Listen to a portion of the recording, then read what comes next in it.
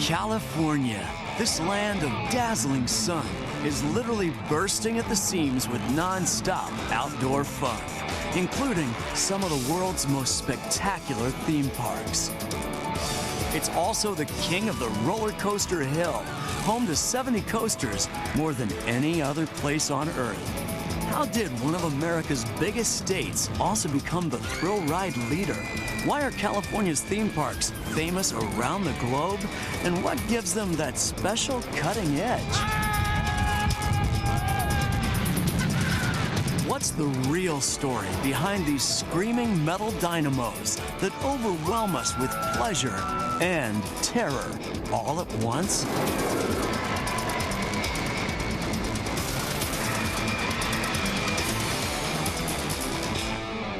Millions of people from around the country and around the world flock to California's coasters and theme parks.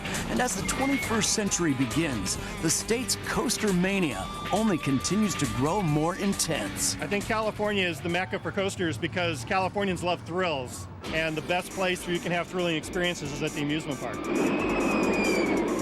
A century and a half ago, California was in the middle of a gold rush.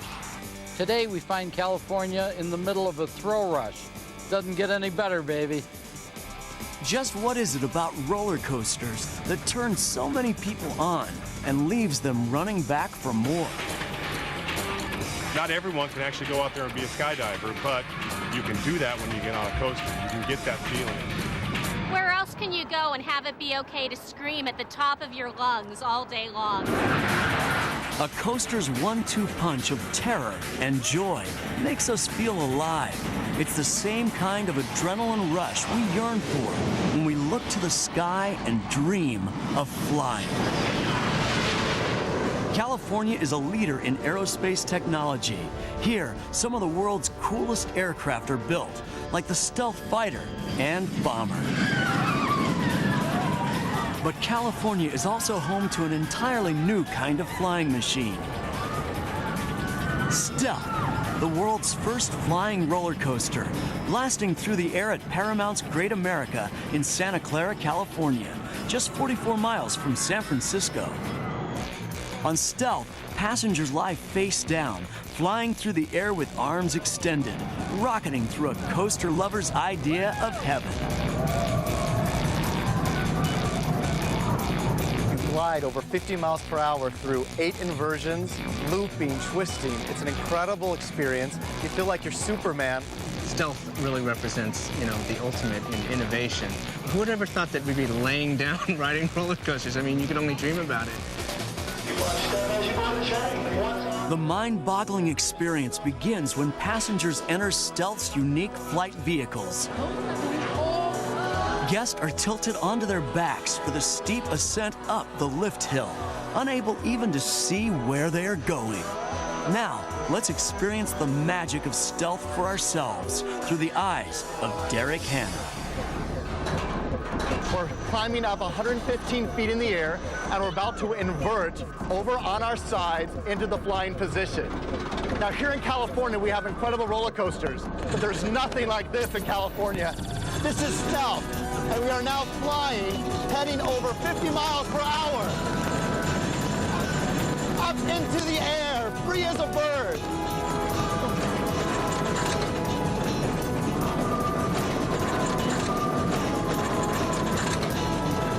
We're currently heading into a 70-foot loop where we can wave at everyone else as we go through the ride.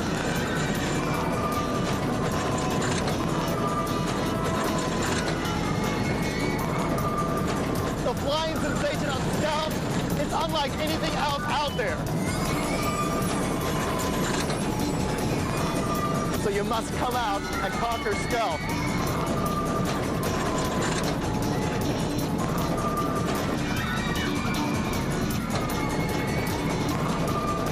This Millennium Coaster is surely pushing the envelope when it comes to technology and innovation. For coaster fanatics of all ages, Stealth delivers pure joy and an illusion more impressive than any magician's trick. You don't see the mechanism of the coaster in front of you, below you, behind you. it's just you and the ground, and it's amazing. It's really a technological advance. Best roller coaster ever I've ever been on. The first time when you first turn over and you're looking straight at the ground, and then you're just have that sensation of you're flying. It's awesome, unbelievable. Twisting, turning, face up, face down. Good ride. Not for the weak of heart, though. It's a rush. Definitely a rush. Building this high-tech metal beast was no walk in the theme park. It was the brainchild of the designers at Vekoma, a Dutch company famous for its cutting-edge coaster creations. But even Vekoma required some out-of-this-world assistance. The Center for Human Factors, the Dutch equivalent to NASA here in the United States, worked very closely with Vekoma and Paramount Parks in creating Stealth. The latest scientific research on the effects of speed and gravity forces on the human body were used to make sure the ride was not only thrilling, but safe. Keeping it safe is the job of James Denny, a lead ride mechanic who works on Stealth. We're in the center of the loop, just about a little over 60 feet in the air. You can see we have a really good view up here. Every month we go through every inch of this track, checking for cracks or deformities. I'm checking the running tube. These are your splice bolts here that connect the two pieces of track together. Steel coasters suffer less wear and tear than wooden coasters, so their track doesn't need to be replaced as often. And though every coaster has safety devices, Stealth sets a new standard in ensuring its passengers one of the safest rides possible. Welcome to the Computer Nerve Center of the Stealth. We've got a couple computers here that control the functions of the ride. Takes inputs from hundreds of sensors that are on both the train and on the track. So if any disagreements between the computers arise, it would shut down the ride.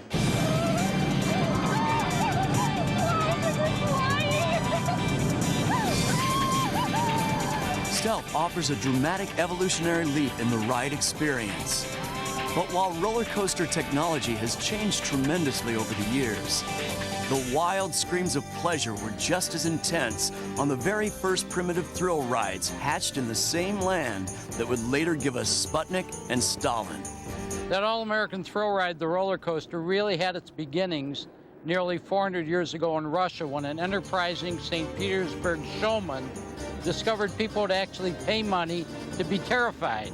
He built wooden slide, covered them with ice, and would charge the people to go down the hill on small sleds. These very early and primitive coasters would later become known as Russian mountains. These slides would be 70 feet tall, run a length of, say, 600 feet, and people would line up for hours to experience this thrill. The Russian ice slides were built to be thrilling. They weren't built to be safe. And accidents were very common, and if you fell off, too bad. The ice sleds may have coasted, but they didn't roll. It took an 18th century Russian empress to put the first roll in roller coasters. Catherine the Great decided to have wheels placed on sleds so that people could enjoy this new thrill at any time of the year. Thanks to Catherine the Great, coasters like the Flying Wonder Stealth have rolled right into the 21st century. It is one of the main attractions at Paramount's Great America, located in the heart of the country's microchip mecca, Silicon Valley. When it first opened here 25 years ago, it had only 2 coasters. Today, it boasts 10, more than any other park in Northern California. Its army of thrill machines includes Top Gun, a twisting terror of a ride that was inspired by the blockbuster movie. Top Gun opened as the West's first inverted coaster, and to this day is the region's longest inverted coaster with one of the best finales out there over a lake. Top Gun's unique water flyover isn't its only standout feature. Like Stealth, it literally flips normal coaster riding on its head. Top Gun is our suspended jet coaster. It's actually an inverted coaster, which means the tracks are above you instead of below you, which is how coasters traditionally are built. And it was the first of its kind in the West, and it just does some amazing stunts. Thanks to the high-speed acrobatics of rides like Top Gun and Stealth, the screams of ecstasy from lifelong adrenaline addicts will only continue to grow louder. becoming a great time to be a coaster enthusiast. You can't keep up with all the different rides that are being put in every year. They're called thrill rides, but to me, it's more the fun. If you can't have fun on a roller coaster, where can you have fun? It's the best high in the world.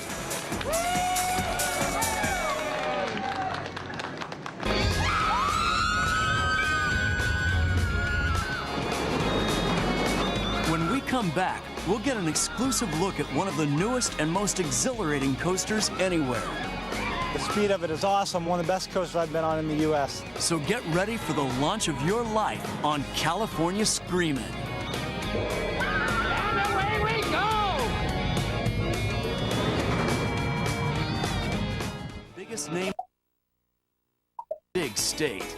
If it was a separate country, it would have the 6th largest economy in the world. California is also a roller coaster paradise with more coasters than any other place on Earth. And it was here that the biggest name in theme parks was born: Disney. As the new century dawns, Disney continues to be the leader of the theme park pack. Just check out California Adventure in Anaheim, 26 miles from Los Angeles. It's the first new Disney park to be built in California in decades, and it pays homage to everything that's special about one of America's greatest states. Disney's California Adventure was meant to really showcase kind of the dream quality, the imaginative quality, this dream state, if you will, of the state of California. Bring the best we have of the state to this place. The park features a dazzling array of fun-filled environments, like the Golden State and the Hollywood Pictures backlot. The truly spectacular rides include the Sun Wheel, with its unique sliding gondolas, and the Grizzly River Run, which plummets passengers through whitewater rapids and roaring waterfalls. The raft ride takes you on an adventure that's similar to going into a national park and enjoying what that's all about. But for roller coaster enthusiasts, Paradise Pier is where it's at. It's a tribute to the glorious seaside amusement parks that once dotted California's coasts, but are now almost extinct. What we wanted to do was actually bring that spirit back, and thus we created Paradise Pier. It is a compression of real energy and excitement and fun, and it's fun for all ages. The backbone of every seaside amusement park was always a roller coaster, and Paradise Pier continues that tradition. Witness the electrifying California Screamin. We wanted to create what appeared to be like an old wooden roller coaster, but in fact, it's actually a coaster that has very 21st century technology. 0 to 55 miles an hour in 4.5 seconds. Now, that's excitement. How does California Screamin' go so fast, so quick? Think magnets, big magnets. Using linear induction motors, or LIMs, a series of electrically charged magnets create a magnetic field that rockets the coaster into infinity and beyond. We can take a train, which weighs approximately 20,000 pounds, has 24 of our guests on board, goes from a dead stop up to 55 miles an hour in 4.5 seconds. It is very smooth, it's very reliable, and it makes a totally unique experience for launching guests on a roller coaster. California Screamin's quick blast-off isn't its only high-tech feature. The computer-controlled ride system has to manage 6 separate passenger trains on the track at once and handle as many as 2,000 riders per hour. It all adds up to make California Screamin' one of the most complex roller coasters in the world. And though it may look like an old-fashioned wooden thriller, this beauty is only skin deep. The coaster is actually a steel structure with steel rails on it, which allows it to go very fast. It's also very smooth. The steel rails allow for coaster acrobatics that are simply impossible to deliver with wood. One of the coolest parts of Disney's California Screamin' is you take that loop right in front of Mickey's face. Disney rides are famous for delivering a complete sensory experience. So on California Screamin', even sound effects and music are used to get passengers pumping with adrenaline. It initially starts out as if you're listening to an old kind of band organ fanfare. But as soon as it starts, it goes into this hard surf guitar rock that actually matches emotionally and physically what you're going through on the ride.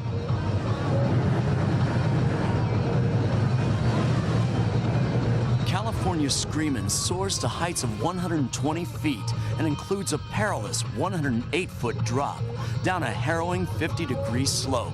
Even for hardened coaster lovers, it packs quite a wallet. California Screamin is the greatest. I mean, you come out of it, you're thrust into the loop, into the hills. The speed of it is awesome. One of the best coasters I've been on in Southern California.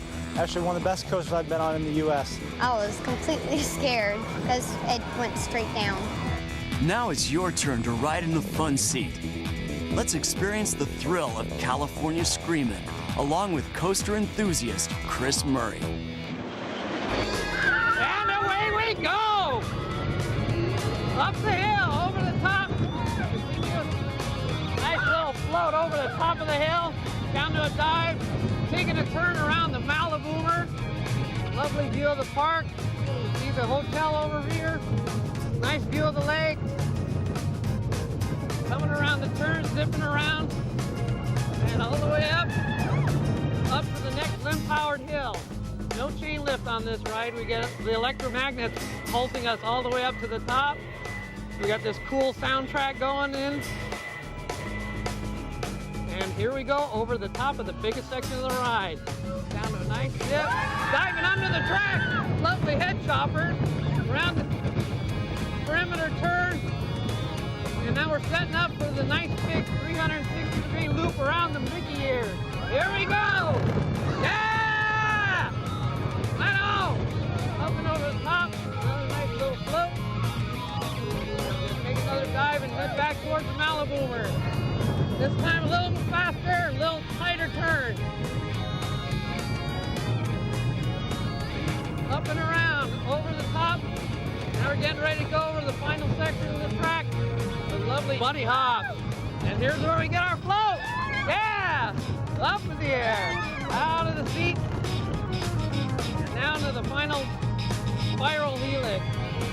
Down to the end of the ride. All right, up and over. One more turn, and there we go. California Screamin, Disney's California Adventure. California Screamin uses state-of-the-art technology to give us a glimpse into what roller coasters were like in the past. And coasters do have an incredible history. The first coasters appeared in America in the late 1800s at a beachfront spot that would also give birth to the hot dog, Coney Island. Coney Island was almost a nuclear test ground for new amusement rides. Entrepreneurs introduced new, sometimes amazing, sometimes dangerous rides. One of these entrepreneurs is often referred to as the father of the roller coaster, LaMarcus Edna Thompson. His Gravity Pleasure Switchback Railway is often credited with being the first roller coaster built in an American amusement park. He built two towers, 45 feet high, 450 feet apart. Riders would climb to the top of one tower, board a single 10-passenger vehicle, roll down and up and down the hill to the base of the other tower. The car was then switched to a second adjacent track so riders could roll back to their starting point. The Switchback Railway was an instant success, and Thompson soon gambled that people were ready for another kind of roller coaster, what he called a scenic railway. One of the greatest of these would rise in the future coaster capital of the world, California. The Venice Scenic Railway was one of the first coasters to appear in the Golden State. The Venice Scenic Railway was a very elaborate roller coaster ride, in the dark mostly, through complex scenes with artificial rock work, lots of electric lights and scenes, including an Egyptian temple. The Venice Scenic Railway's man-made scenery and crude special effects would later influence the design of some modern coasters, like the legendary Matterhorn at Disneyland in California. It's a worldwide favorite and a coaster that has had a huge impact on all the modern steel coasters we enjoy today.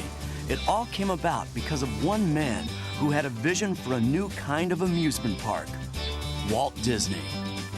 Walt had 2 daughters, and on Sundays, he would try and find places to take them. He used to take them to some of the kiddie lands around Southern California, and he was thinking, God, there's got to be something better, something that the adults and the kids can do together so that it's more of a family outing.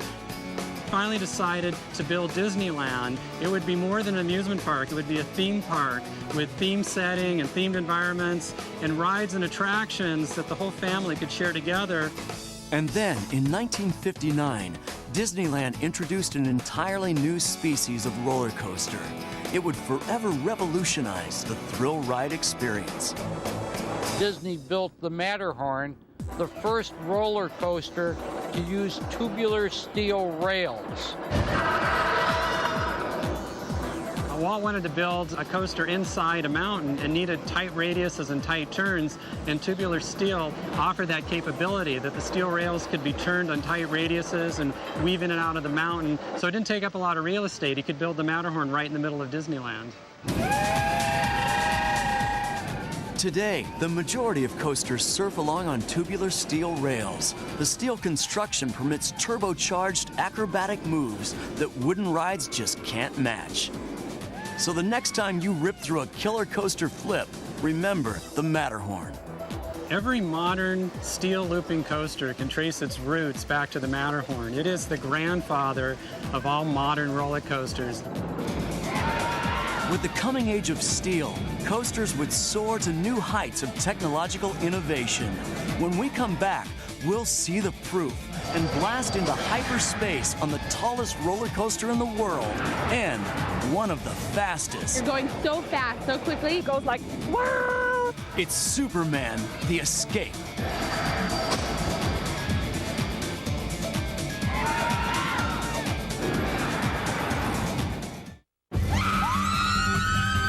California. It's home to some of the most spine-tingling and gravity-defying coasters on the planet. Look, is it a bird? A plane? No, it's Superman the Escape, here at Six Flags Magic Mountain, Valencia, California. Whoa! Whoa! Superman is an extreme rush. Just launching out of the station, you're going 40 miles an hour before you even leave the building. Superman is the most amazing ride ever. I'd say just plain fast. Woo! I like it.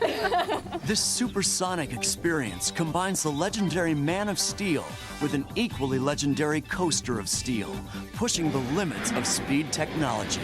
Superman the Escape is the world's first roller coaster to break the 100-mile-per-hour barrier.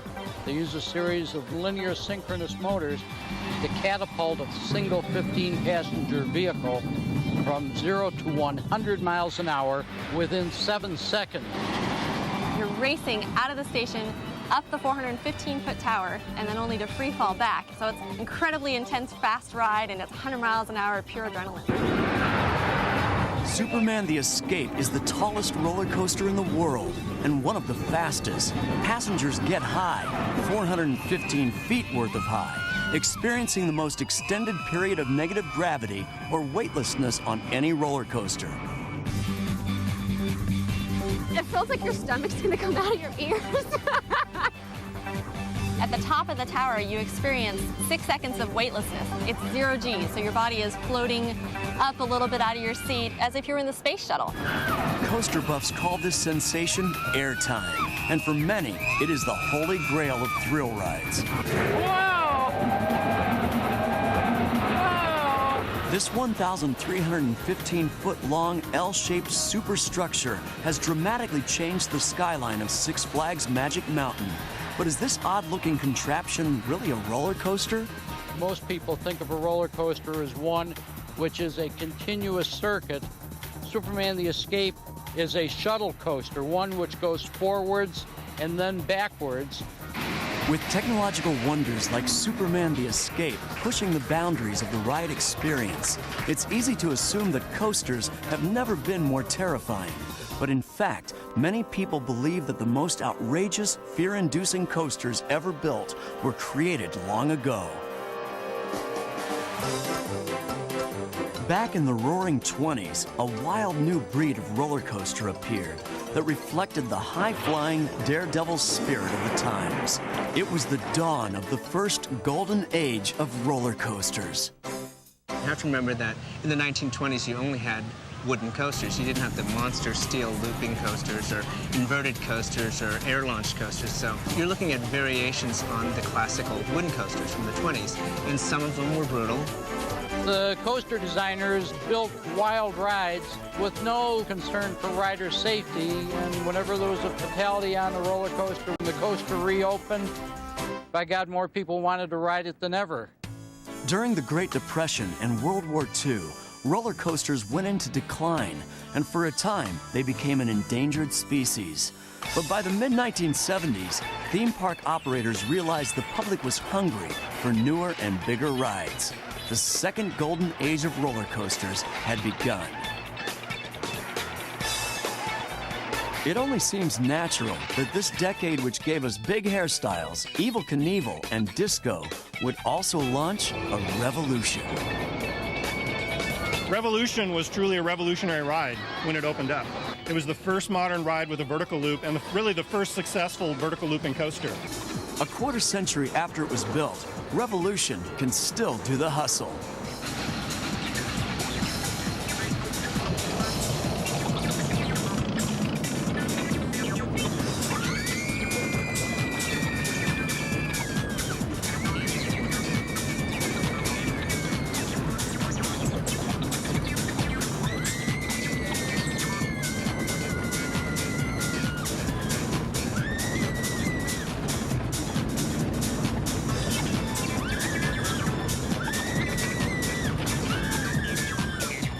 A 360-degree flip may not seem like a big deal, but building a heels-over-head ride that didn't give riders whiplash took a long time to figure out. During Coney Island's heyday, a ride called the Flip Flap was installed at Sea Lion Park. It really turned heads. The Coney Island Flip Flap had a perfectly circular loop, and for the train to make it all the way around, it had to enter at such a high speed that the riders would experience serious neck and back injuries, and it didn't take long before there were more watchers than riders. Looping coasters soon disappeared from the landscape. Then, in the 1970s, a breakthrough. A European coaster designer named Anton Schwarzkopf realized the problem with earlier rides was the shape of their loops. Revolution, unlike the early Flip Flap, did not use a circular loop. Rather, it has an inverted teardrop-shaped loop called a clothoid curve. It is so designed so as to equalize the forces on the riders as they go through the loop. Unlike those who strained necks and backs on the Flip Flap, passengers on Revolution scream only for more. It seems there is no end in sight for the second golden age of roller coasters, with new steel wonders that only seem to get bigger, faster, and more radical with every passing year. But wooden coasters are also on the rise. Up next, we'll take a look at one of the tallest and longest wooden giants the West has ever seen. There's wood flying by you on all sides. You can't tell what direction you're going to turn next, and then at the end you say, what happened? Prepare yourself for Ghost Rider.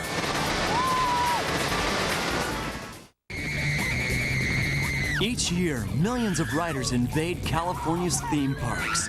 They hunger to experience that mind-melting rush of fun and fear that only roller coasters can deliver. And today's parks are dominated by massive metal thrill machines. But if your coaster taste buds prefer wood over steel, don't despair. Check out the incredible Ghost Rider at Knott's Berry Farm in Buena Park, California.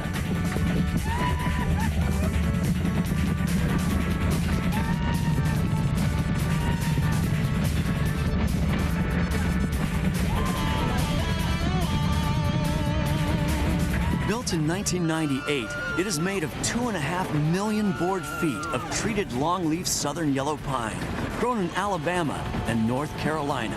But why would a modern theme park invest so much money in an old-fashioned style wooden coaster? We decided to bring Ghost Rider into Knott's Berry Farm, picking up a little bit on the nostalgia and the thrill that wooden coasters provide. To coaster aficionados, the distinction between wood and tubular metal coasters isn't just a matter of old versus new technology. For many, the difference is as big as night and day. I'm a coaster purist, so I prefer wood coasters over steel coasters. It's a totally different sensation, and I prefer the rough and tumble, noisy ride, and I like all that wood everywhere and the cross beams and the head chopper effect. The track's made of laminated timbers, and you just can't get that perfect of a line when you build up laminated timber. So the result is the ride has a little bit of shake and it feels a little grittier. On the other hand, a tubular steel roller coaster is one in which you have tubular steel rails.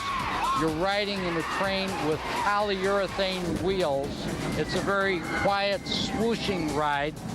It's almost like the difference between riding in a biplane and a jet airplane. Plenty of coaster fans still prefer the old-time biplane feel of the wooden coaster. And now, it's your turn to experience the magic of wood. Prepare to take the plunge on Ghost Rider.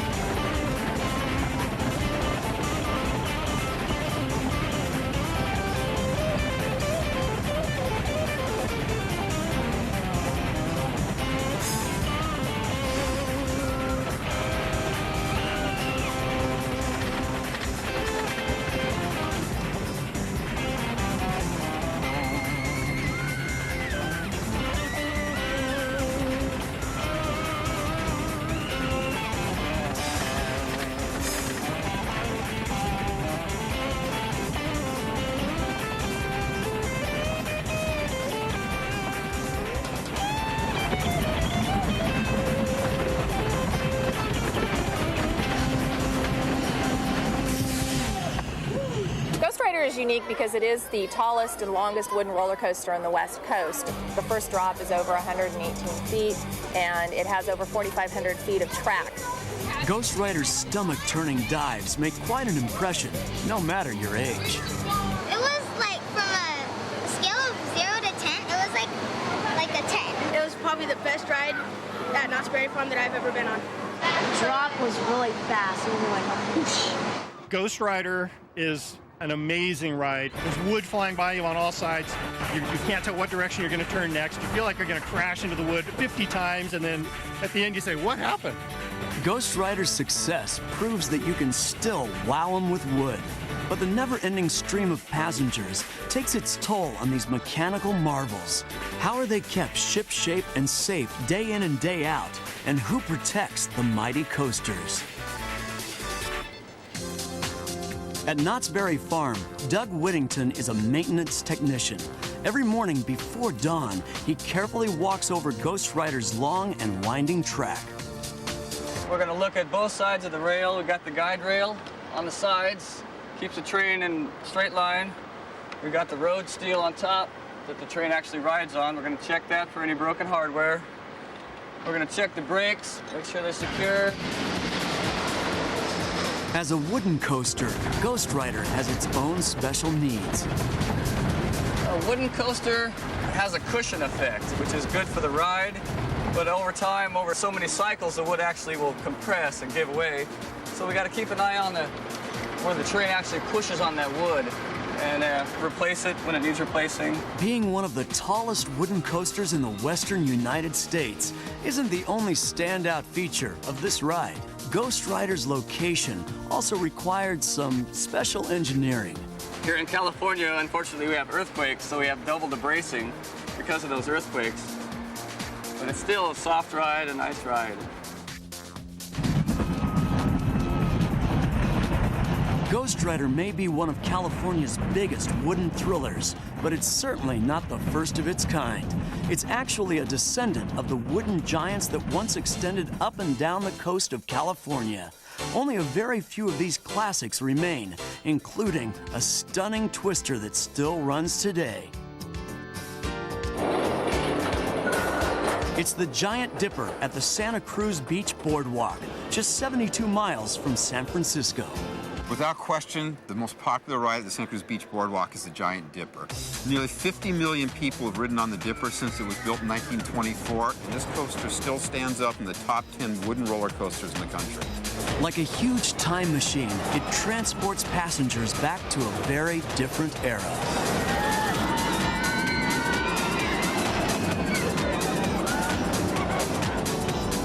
Taking a ride on the Giant Dipper is like being back in the 1920s, having a nice sunny day at the beach and riding the roller coaster. It's got the beautiful lines of a wooden roller coaster. The engineering was flawless. It hasn't changed 1 degree in terms of the banking of the track, in the turns, or the construction. And although this coaster may be old, it delivers state-of-the-art excitement. You come to the top of that hill and you're looking down 70 feet on this coaster and you're waiting for it to release. It doesn't matter how many times you've ridden it, it's still a thrill.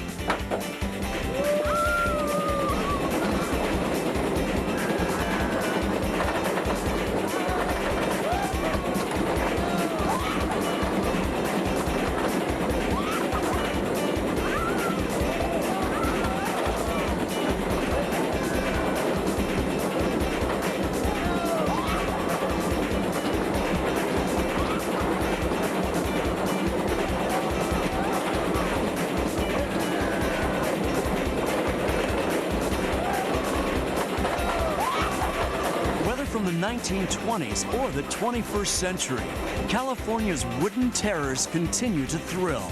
In a moment, we'll stretch our legs to the limits on the tallest and fastest stand-up coaster in the world. We'll be right back with Riddler's Revenge!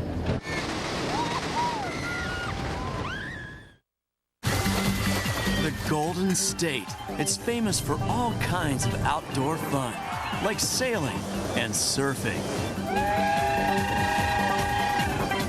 But the beach isn't the only place where you can take a gravity-powered ride in California. Fix your eyes on Riddler's Revenge at Six Flags Magic Mountain in Southern California. It's a roller coaster where you actually ride standing up, hurtling over a radically twisting steel web that's as treacherous as any gnarly ocean wave. Can revenge really be fun? Just ask coaster enthusiast Jody Malone. We're on Riddler's Revenge, the tallest, fastest stand-up coaster in the world. You want revenge? We got the ultimate revenge!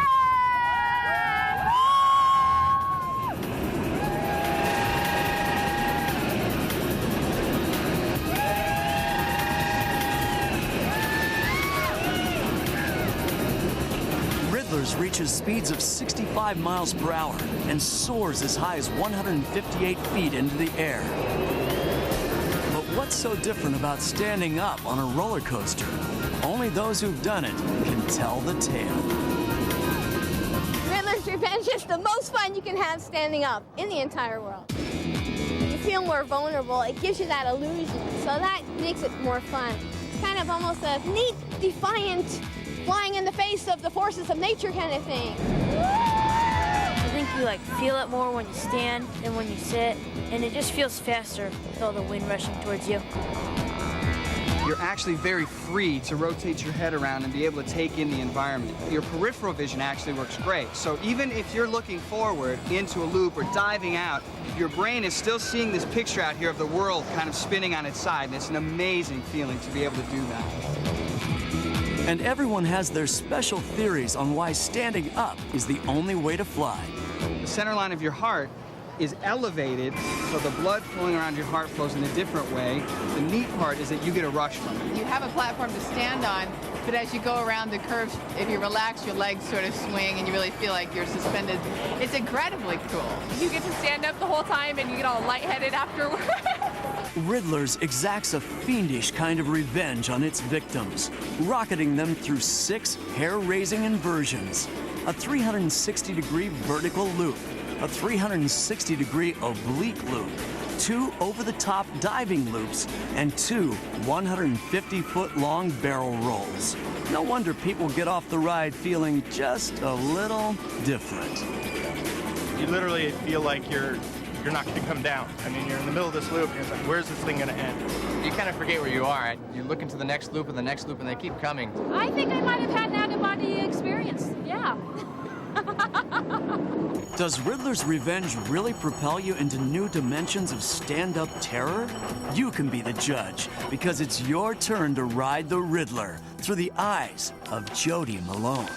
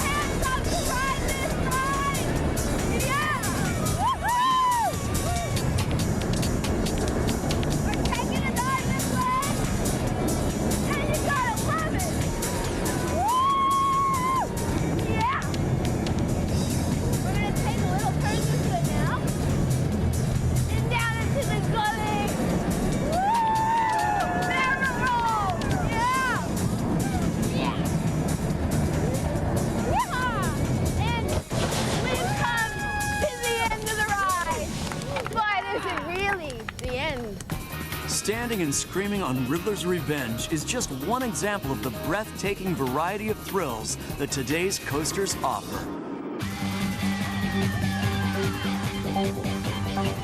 And it seems they will only continue to get more spectacular, more unusual, and more intense. I really think there are no boundaries for roller coaster development in the future.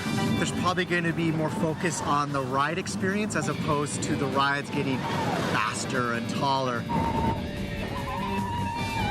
The technology is here today to build a coaster of any size, any speed, any height. As far as I'm concerned, they could fly me to the moon and drop me back to Earth. People love the thrill of riding coasters, and I think they'll continue to enjoy that thrill for years to come. No one really knows what brain-rattling, ecstasy-inducing scream machines the future will bring. We do know that whatever they look like, America's love affair with coasters will only continue to grow.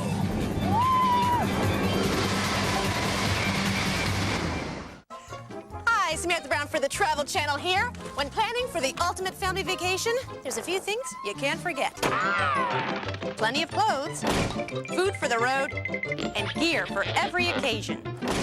Because you gotta be ready for anything when the travel